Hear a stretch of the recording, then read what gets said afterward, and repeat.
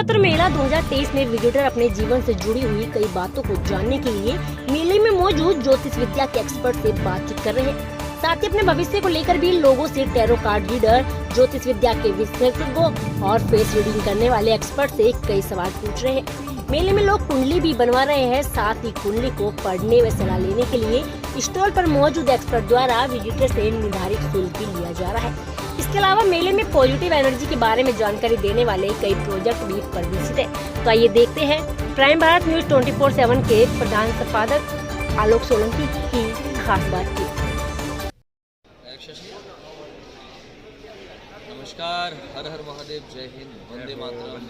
नमस्ते।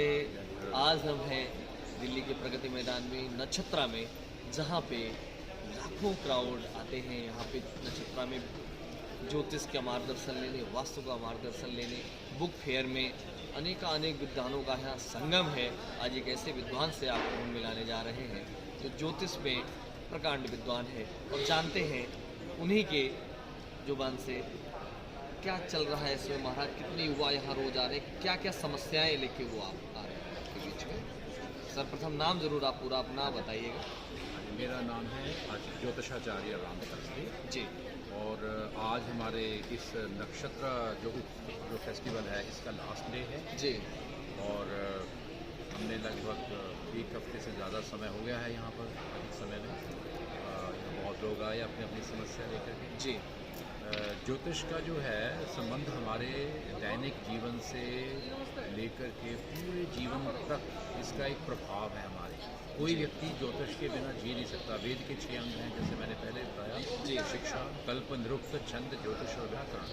जैसे आयुर्वेद की आवश्यकता है, औषधियों की आवश्यकता है, हमें अपने दैनिक जीवन में रहने के जो लाइफ स्टैंडर्ड की आवश्यकता है। इसी तरह से जो एस्ट्रल जो साइंस है, एस्ट्रो साइंस की हमारे जीवन में जो मन से जुड़ी हुई है जी। क्योंकि हमारा मन हमेशा या तो भूतकाल में रहता है या भविष्य में रहता है, वर्तमान में कभी रहता है।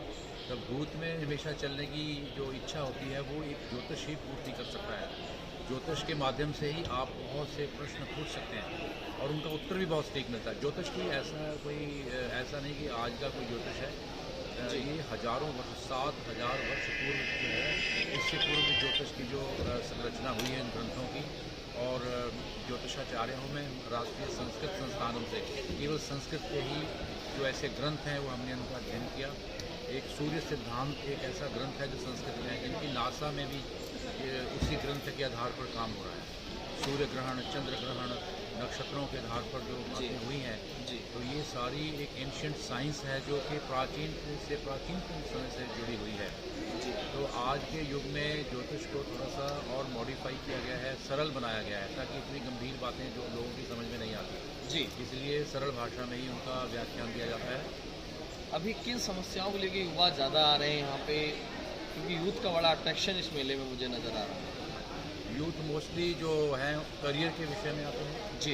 उनका करियर कैसा होगा, पीछे जो समय में उन्होंने जो कुछ किया है वो चाहते हैं कि उनका जो उनके पास एजुकेशन है, जो शिक्षा की जो योग्यता है, क्या उसके आधार पर उनको फल मिलेगा।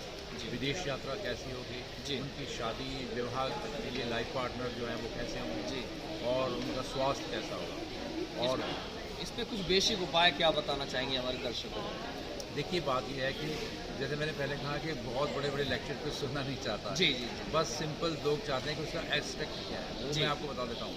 देखिए, सबसे पहले बात जो हमारे जीवन में सबसे पहले होता है स्वास्थ्य जी। एक अच्छे स्वास्थ्य के लिए जो है वो क्या करना चाहिए। ज्योतिष कहता है कि हमारे जो हम हैं प्रातः काल हमें सुबह उठना चाहिए।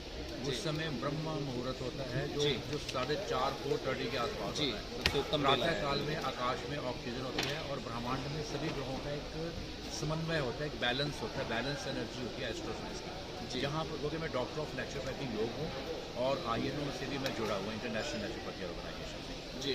तो इसलिए मेरे पास दोनों योग्यता हैं, मैं ज्योतिषाचार्य और ये दोनों। तो इनके आधार पर मैंने देखा कि ऊर्जा का सब खेल है। हमारा शरीर भी एक ऊर्जा है जी, और ग्रह भी हमें हमारी ऊर्जा को कभी इसको प्योरीफाई करते हैं और कभी पोल्यूटेड हो जाती है हमारी जी, और जिसकी वजह से हम कभी कभी नेगेटिव थॉट्स और कभी पॉजिटिव में हो जाते हैं जी।